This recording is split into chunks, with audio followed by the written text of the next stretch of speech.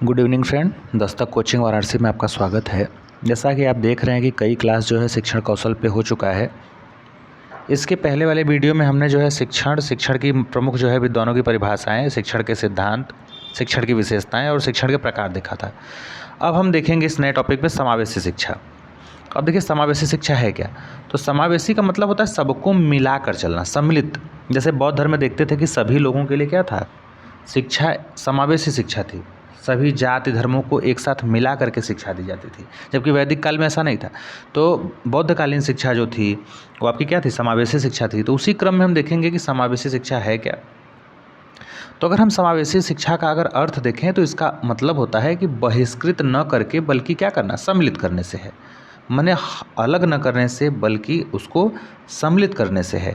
यद्यपि समावेशी शिक्षा का तात्पर्य सामान्य बालकों के साथ जो है उन विशिष्ट बालकों को भी शिक्षा में सम्मिलित करने से है जो क्या है, शारीरिक, मानसिक या सामाजिक या किसी भी स्तर पे क्या है, समाज में पिछड़े हैं और अन्य कारकों में सामान्य विद्यार्थियों से क्या है, धनात्मक या ऋणात्मक विचलन क्या करते हैं, रखते हैं। इसलिए ऐसे बालकों को हम क्या कहते हैं, विशिष्ट बालक कहते हैं। अगर हम समावेशी शिक्षा से जुड़ी जो है समावेशन से जुड़े कुछ अगर मुद्दों को हम देखें, जो है प्रमुख बातों को देखें उसमें, तो इसमें है कि समावेशन पूर्ण या अर्ध या आंशिक समावेशन हो सकता है। समावेशन से पहले वह रिक्त या कमी को पूरी की जाए जिसकी वजह से बालक विशिष्ट या सामान्य बालकों के साथ क्या है, कक्षा नहीं ले पा रहा है। कहने का मतलब जैसे कोई बालक है, मान लीजिए वो कम सुनता है, उसके कान में कोई दिक्कत है, तो उसको बच्चों के एक समान रूप में लाने के लिए उसको कान की मशीन दे दीजिए, है कि नहीं। या अलग से उसको जो है कुछ विस्तृत कक्षाएं दे करके, कुछ स्पेशल क्लास दे करके, या जिस चीज़ में से उच्चारण में त्रुटि है तो उसको अलग से उसको करके उसमें क्या किया जाए, सम्मिलित किया जाए, ताकि वह उस कक्षा के अन्य बालकों के साथ क्या कर सकते, जो है सामान्य रूप से क्लास ले सके। तो इसमें यही कहा गया है कि जो भी उसके अंदर विभिन्नताएं हैं, जो उसको कमियों को दूर करने योग्य हैं कुछ चीज़ों से, तो उसको क्या किया जाए, कमी को पूरा किया जाए। अब देखिए समावेशन में भी कक्षा या स्कूल सामान्य होगा, लेकिन शिक्षण विधि व्यक्तिक या विद्यार्थी की ज़रूरतों के अनुसार होगी। मतलब व्यक्तिक भिन्नताएं, अलग अलग विद्यार्थियों की अलग अलग ज़रूरतें, अलग अलग उसकी विशिष्टताएं हैं, उसके अनुसार क्या होगा, कक्षाएं होंगी। समावेशन के बावजूद अंतरों का ध्यान क्या किया जाएगा, रखा जाएगा कि सबको एक साथ तो शिक्षा दी जा रही है, लेकिन फिर भी उनके अंतरों का क्या किया जाएगा, ध्यान रखा जाएगा।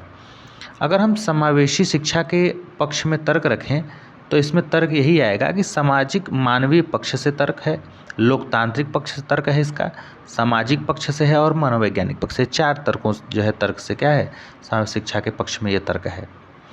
अब इसमें हम देखें अगर समावेशी शिक्षा में तो एक आता है विशिष्ट बालक। अब विशिष्ट बालक क्या है, तो अगर हम विशिष्ट बालक की अगर परिभाषा एक शब्द में दें तो क्रुक्सैन का है कि विशिष्ट बालक वह बालक है जो शारीरिक, बौद्धिक, सामाजिक या संवेगात्मक दृष्टि से क्या है, सामान्य समझे जाने वाले बालकों से इतना अलग है कि वह सामान्य विद्यालय की नियमित शिक्षा का लाभ क्या कर सकता है, नहीं उठा सकता है।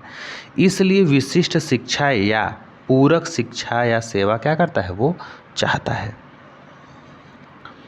क्रो एंड क्रो ने परिभाषा दिया है विशिष्ट बालक के लिए। देखिए क्या है, ये कहते हैं कि विशिष्ट शब्द या विशिष्ट प्रकार के बालक ऐसे गुणों को रखते हैं या ऐसे गुणों को रखने वाले व्यक्तियों या बालकों के लिए किया जा सकता है जो किसी न किसी प्रकार से सामान्य व्यक्तियों या बालकों से अलग हैं। इसलिए वे हमारा क्या करते हैं, आकर्षक का केंद्र बनते हैं या फिर आकर्षक बन जाते हैं। अगर हम विशिष्ट बालकों के प्रकार की बात करें तो हेवार्ड एवं और लेंस्की ने जो है विशिष्ट बालकों के 9 प्रकार बताए हैं कि विशिष्ट बालक कितने प्रकार के हैं। इनके डिवाइडेशन में 9 प्रकार का विशिष्ट बालक बताया गया है। एक है कि प्रतिभाशाली बालक है, वो विशिष्ट है। मानसिक मंद बालक है, वो विशिष्ट है। अधिगम असमर्थ बालक है, वो है। व्यवहार रोगों से ग्रसित बालक है। संचार रोग या भाषा रोग ग्रसित बालक है। श्रव्य दोष वाले बालक हैं। दृष्टि दोष वाले बालक हैं। शारीरिक या अन्य क्षति दोष युक्त बालक हैं। गंभीर या बहुदिव्यांगता वाले बालक हैं। जैसे मान लीजिए किसी बच्चे को कम दिखाई देता है, बहुत अच्छा नहीं दिखाई देता है, तो अगर वो पीछे बैठता है तो उसको आगे बैठा दिया जाए, तो वो क्या किया जाता है, उस कमी को पूरा किया जा सकता है। अब देखिए ये तो इनका हो गया 9 प्रकार। रीली और डेविस ने 6 प्रकार बताए हैं। रीली और डेविस ने जो है विशिष्ट बालक के कितने प्रकार? 6। पहला है प्रतिभाशाली, दूसरा है मानसिक मंद बालक, तीसरा है अधिगम असमर्थ बालक, मानसिक रोगग्रसित बालक, विकलांग बालक और बहु विकलांगता या फिर बहु दिव्यांगता से ग्रसित बालक। तो हम चलेंगे पहले जो है प्रतिभाशाली बालक पे। किस पे चलेंगे? प्रतिभाशाली बालक पे।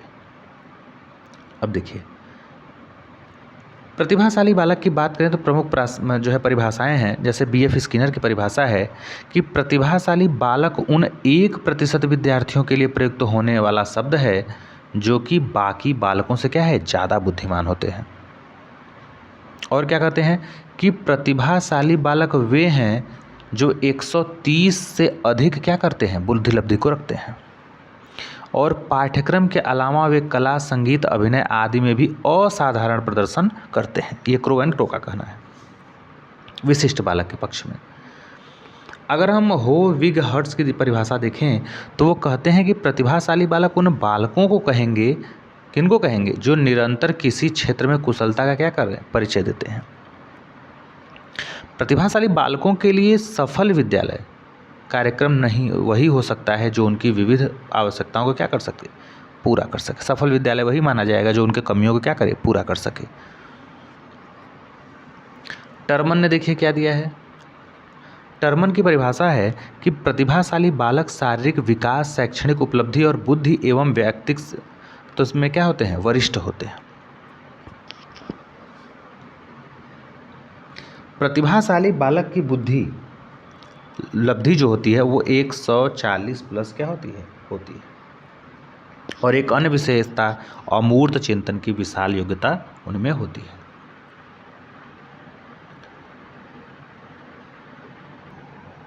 अब देखिए, टर्मन ने जो है 140 प्लस माना है प्रतिभाशाली बालकों को कि जिनकी बुद्धि लब्धि क्या है? 140 है।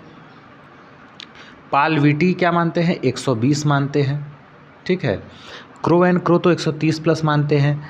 और जो मील हैं वो कहते हैं कि प्रतिभाशाली बालक वे होते हैं जिनकी बुद्धि लब्धि 170 से 200 तक होती है।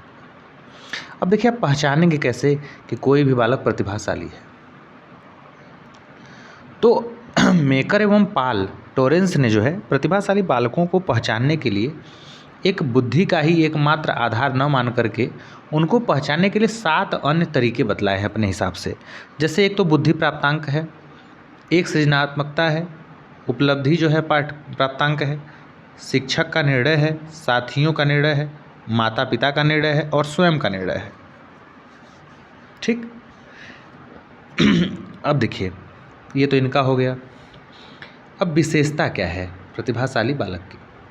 तो प्रतिभाशाली बालक की अगर हम विशेषता की बात करें तो प्रतिभाशाली बालकों में एक तो विशाल शब्द भंडार होता है। उनके अंदर जो है विशाल क्या होता है? शब्द भंडार होता है। अनुकूलन की उनके अंदर क्षमता होती है। अमूर्त चिंतन कर लेते हैं। अधिगम स्थानांतरण की अद्भुत क्षमता होती है।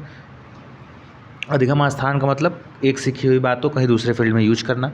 उच्च विद्यालय उपलब्धि होती है। स्वतः कार्य करने की आंतरिक प्रेरणा होती है। उच्च बुद्धि लब्धि तो होती ही है। सह शैक्षणिक गतिविधियों में रुचि होती है। सामान्य ज्ञान में भी रुचि है। उच्च तर्क शक्ति है और जोखिम या फिर खतरा उठाने की भी क्या होती है? उनके अंदर शक्ति होती है या फिर आदत होती है। कठिन कार्यों में भी रुचि ले लेते हैं। विस्तृत रुचियां होती हैं। सकारात्मक सोच होता है। नेतृत्व कौशल होता है। अभिव्यक्तिकरण होता है। संवेगों पर वो नियंत्रण रखते हैं। खोजी होते हैं और सीखने को हमेशा क्या होते हैं? तत्पर होते हैं।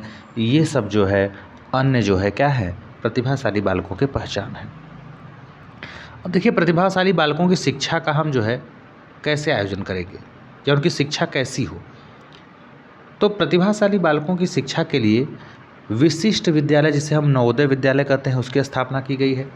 विशिष्ट कक्षा सामान्य विद्यालय, अन्य विद्यार्थियों से ज़्यादा मुश्किल समस्या समाधान करना या सामान्य पाठ्यक्रम के अलावा क्या करना? उन्हें खेल कूद, संगीत, कक्षा, मनोरंजन आदि में भी क्या करना? रुचि लेने के लिए कहना। छात्रवृत्ति और पुरस्कार देना जो कि पुनर्बलन का काम करेगा। कभी कभी निचली कक्षा के विद्यार्थियों को उनके द्वारा मार्गदर्शन करवाना। अब देखिए और क्या है कि इनको कक्षा में ऐसे अवसर उपलब्ध कराना जिससे उनकी क्षमता का क्या उपयोग हो सके। जैसे गणित है, विज्ञान है, अनुसंधान है आदि तार्किक विषयों में क्या करना, रुचि लेने के लिए कहना।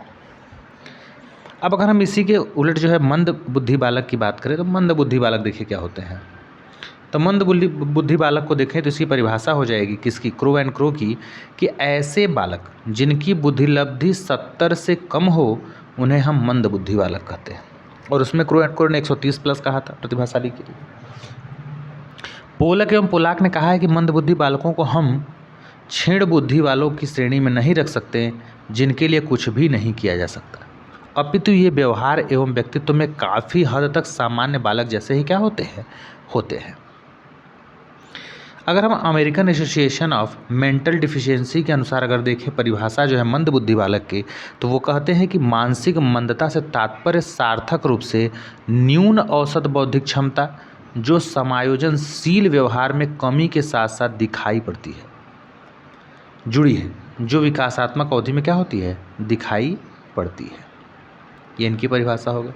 अब हम अगर मंद बुद्धि बालकों के प्रकार की बात करें तो मंद बुद्धि की जो है AAMD के अनुसार जो है मंद बुद्धि बालकों के 4 प्रकार जो है बताए गए हैं।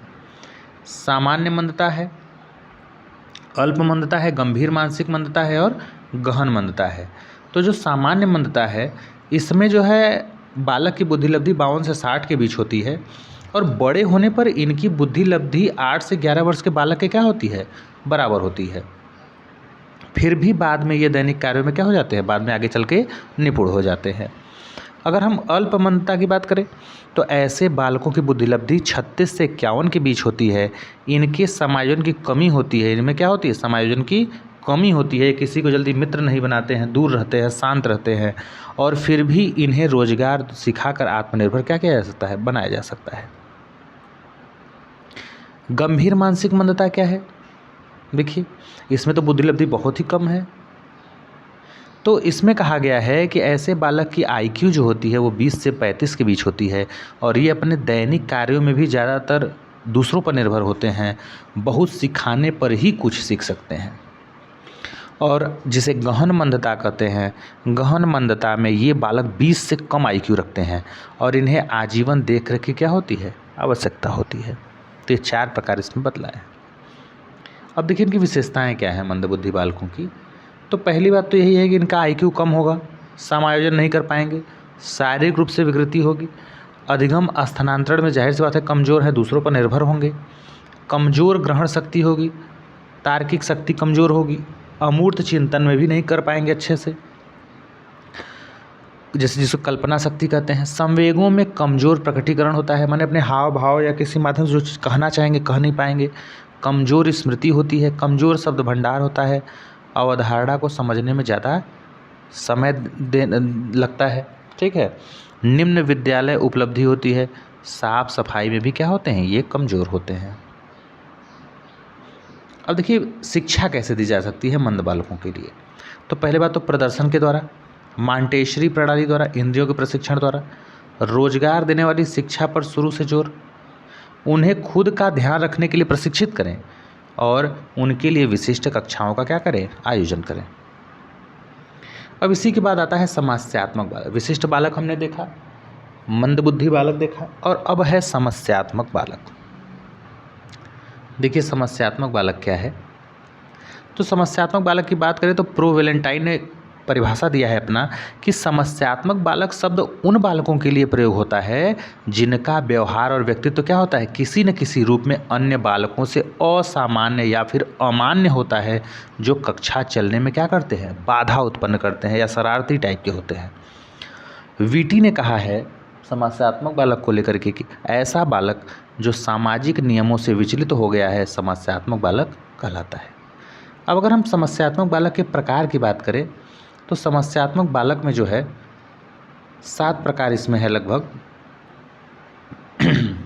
पहला है चोरी करने वाला बालक, ये भी समस्यात्मक है। प्रतिभाशाली बालक है, हिंसा झगड़ा करने वाला बालक है, स्कूल से भाग जाने वाला बालक है, झूठ बोलने वाला बालक है, गृह कार्य को न करने वाला बालक है, कक्षा में देर से आने वाला बालक है। ये सब समस्यात्मक बालक के अंतर्गत क्या करते हैं, आते हैं।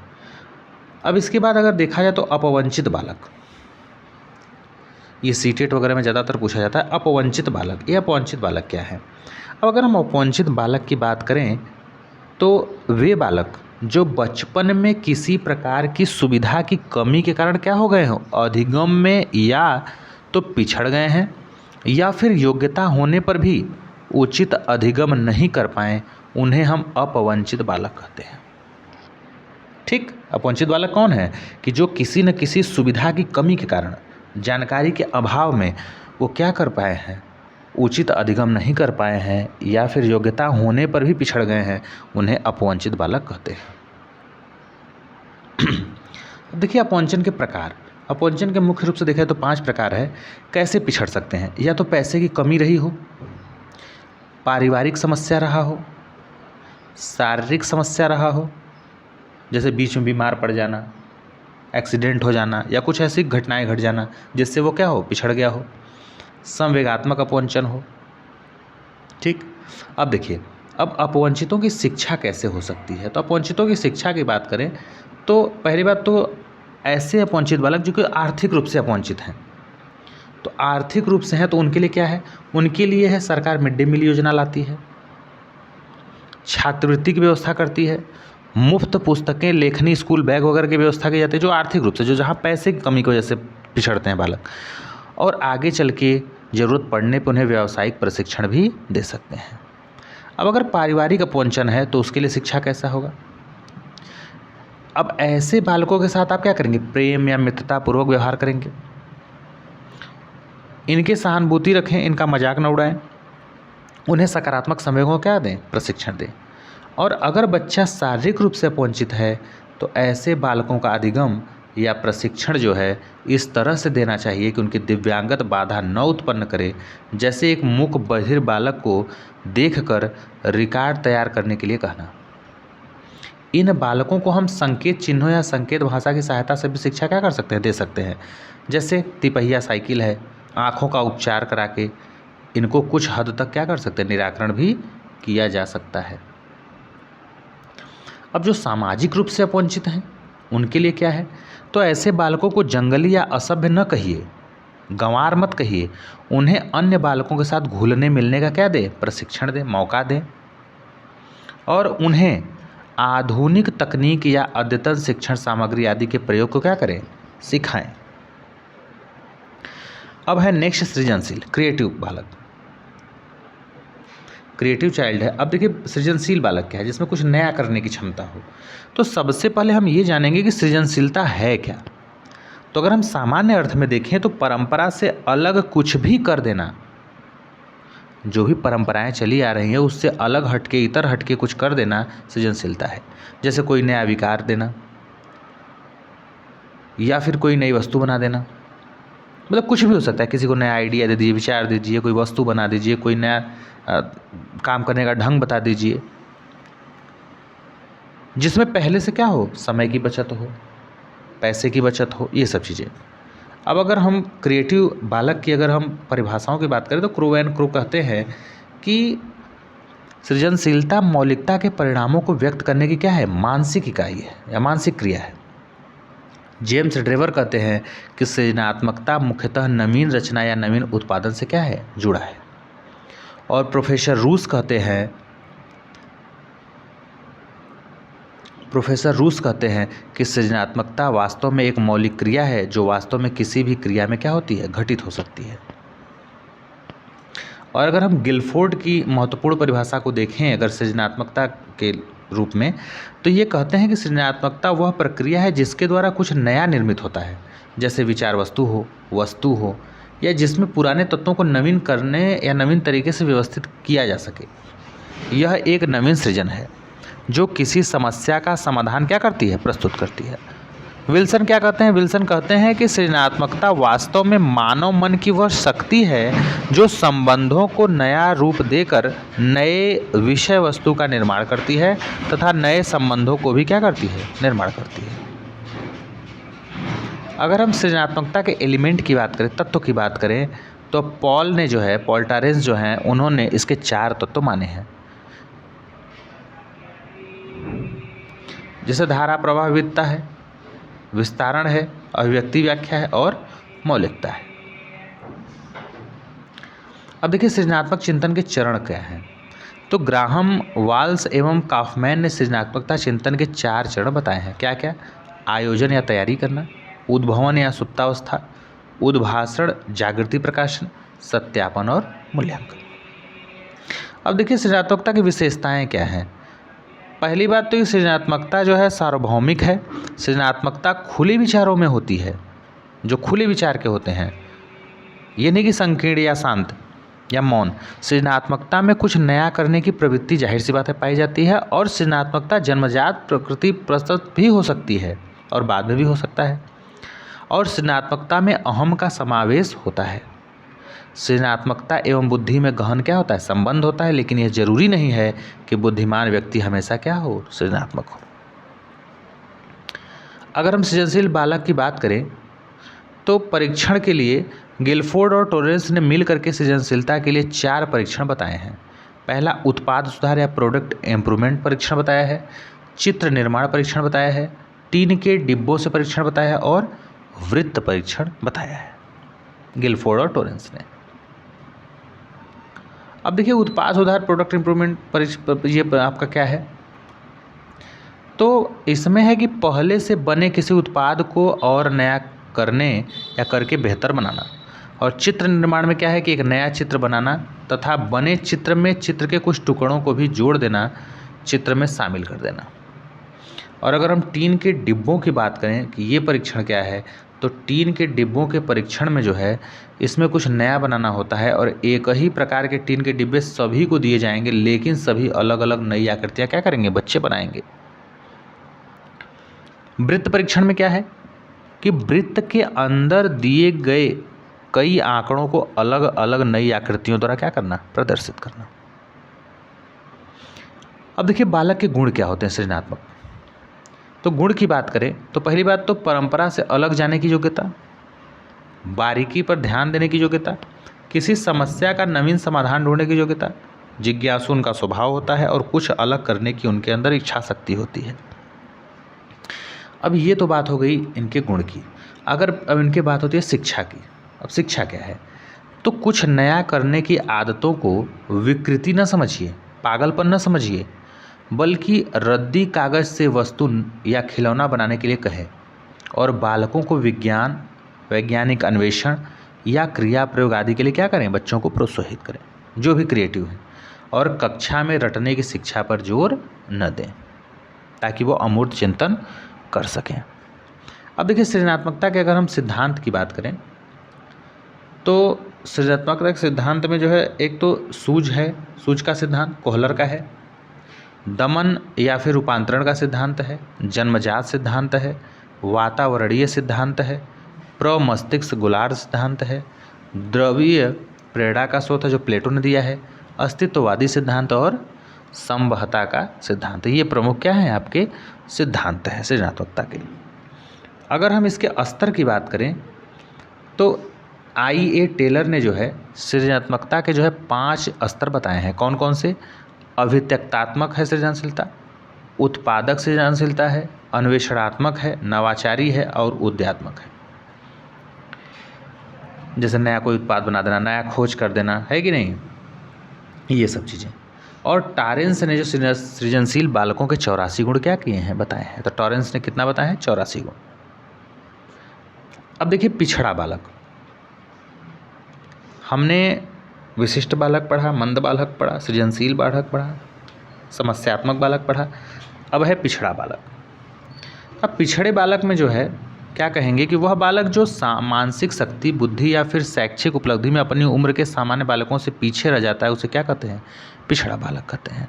अगर हम इसी में परिभाषा देखें सीरियल बर्ड की तो ये कहते हैं कि पिछड़ा बालक वह बालक है जो अपनी कक्षा के ठीक नीचे वाली कक्षा के प्रश्नों का उत्तर नहीं दे पाता, वो इसका मतलब पिछड़ गया है।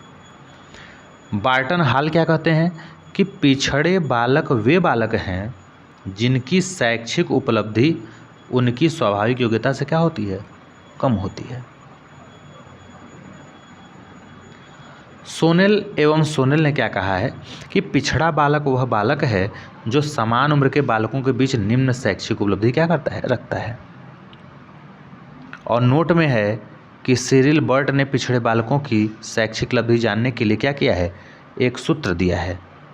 और वो सूत्र है क्या, वो सूत्र है EQ बराबर या शैक्षिक उपलब्धि बराबर शैक्षिक आयु बटे वास्तविक आयु गुणे 100, या फिर मानसिक आयु प्लस वास्तविक आयु बटे 2। तो ये आप क्या करेंगे, शैक्षिक उपलब्धि निकालने का क्या है, ये फार्मूला है। पिछड़े बालक के लक्षण क्या हैं, तो लक्षण की बात करें तो पहली बात तो ये क्षीण बुद्धि के होते हैं, मानसिक ग्रंथियों की अस्वस्थता होती है, अधिक असफलता, पलायनवाद, स्वतंत्र निर्णय नहीं कर पाते हैं, सामान्य से कम शैक्षिक उपलब्धि रखते हैं। इसका कारण क्या हो सकता है, कारण तो वातावरण का हो सकता है जिस माहौल में वो रहते हैं, निर्धनता गरीबी हो सकती है, माता पिता अशिक्षित हों, कमज़ोर उनकी बुद्धिलब्धि हो, परिवार का बहुत बड़ा आकार हो जिस पे वो ध्यान न दे सके, कोई शारीरिक मानसिक विकार हो, रोग हो, स्वभाव संबंधी कोई दोष हो, जैसे बोल न पाना, वातावरण का प्रभाव हो, तो ये सभी कारण हो सकते हैं। अब अगर हम पिछड़े बालक के प्रकार की बात करें तो इसमें मानसिक मंद बालक, अब देखिए मानसिक मंद बालक जो दिमाग से, तो ये शारीरिक दोष के कारण पिछड़े बालक होते हैं, शिक्षा के अभाव में पिछड़े बालक होते हैं, किसी क्षेत्र में ज़्यादा ध्यान देने के कारण एक क्षेत्र में पिछड़ा प्रतिभाशाली बालक, वातावरण परिस्थितियाँ आदि के कारण पिछड़ा बालक। अब पिछड़े बालकों की शिक्षा कैसे दी जाए, तो पहली बात कि धीमी गति से अधिगम की शुरुआत करें, आराम से, उसके जो है बुद्धिलब्धि या फिर उसके जो है मानसिक आयु के अनुसार प्रदर्शन विधि का उपयोग करें ज़्यादा से ज़्यादा, श्रेणीहीन कक्षाएं रखें, मतलब एक स्टैंडर्ड कक्षाएं न रखें, ताकि उनके बुद्धिलब्धि के अनुसार जो है उनके जो है मानसिक आयु के हिसाब से क्लास को चला सकें।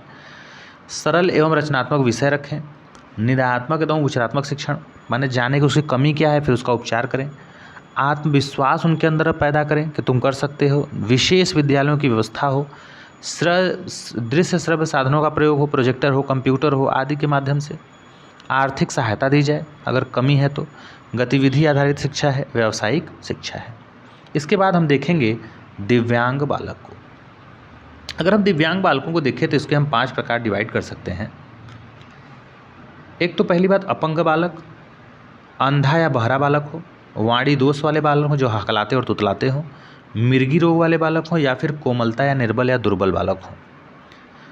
अब इनमें देखिए अधिगम अक्षमता, अधिगम अक्षमता है क्या, तो अधिगम अक्षमता में देखा जाए तो इस शब्द का प्रयोग अगर सर्वप्रथम पूछे तो सैमुअल किर्क ने जो 1962 में किया था, और इसका अर्थ जो है सीखने की क्षमता की कमी या अनुपस्थिति से है, अधिगम अक्षमता का। और किर्क ने कहा है कि अधिगम अक्षमता को आसान पठन लेखन या गणितीय प्रक्रियाओं में से किसी एक या एक से अधिक प्रक्रियाओं में मंदता, विकृति या अवरुद्ध विकास के रूप में जो है परिभाषित किया जाता है, जो संभवतः मस्तिष्क कार्य विरूपता यह संवेगात्मक अथवा व्यवहारिक विक्षोभ का क्या है, परिणाम है, न कि मस्तिष्क की मंदता, संवेगीय क्षमता अथवा सांस्कृतिक अनुदेशन का कारक है।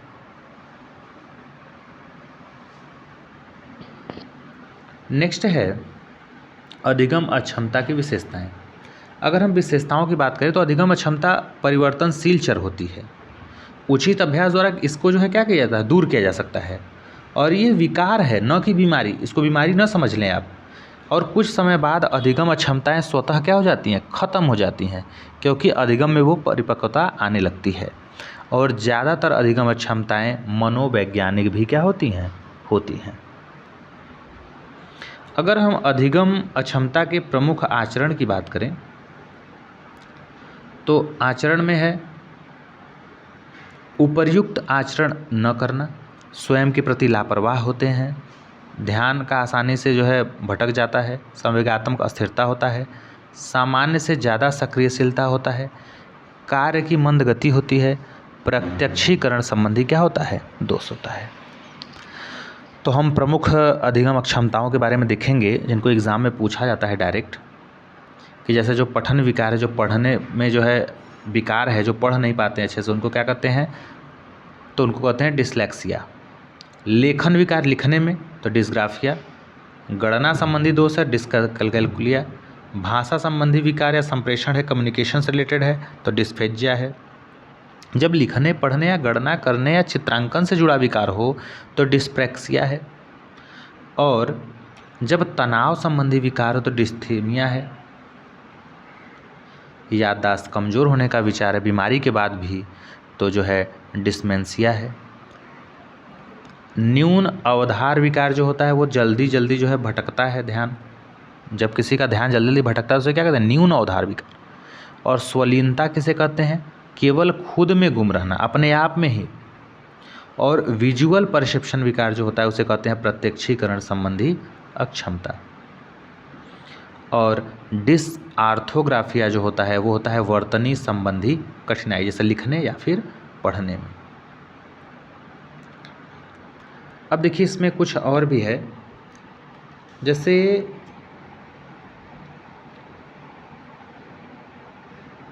ये ऑडिटरी प्रोसेसिंग डिसऑर्डर, श्रवण संबंधी अक्षमता इसको अंग्रेजी में कहते हैं। और हकलाने का इलाज जो है संबंधित वाक द्वारा। और इंद्रिय समन्वयन क्षमता का विकार जो है क्या करते हैं, सेंसर, ठीक है, इंटीग्रेशन एंड प्रोसीजर। तो ये था आपका समावेशी शिक्षा में जो है हमने इन सब चीज़ों को देखा है। अब हम इसके आगे जो है मापन और मूल्यांकन को देखेंगे तो नेक्स्ट वीडियो में। तब तक के लिए थैंक यू।